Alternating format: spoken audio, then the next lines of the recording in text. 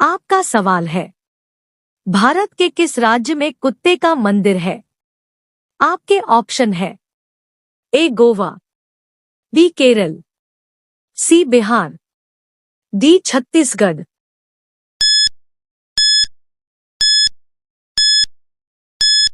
अगर आप भारत देश के सच्चे नागरिक हैं, तो वीडियो को लाइक और चैनल को सब्सक्राइब जरूर करें।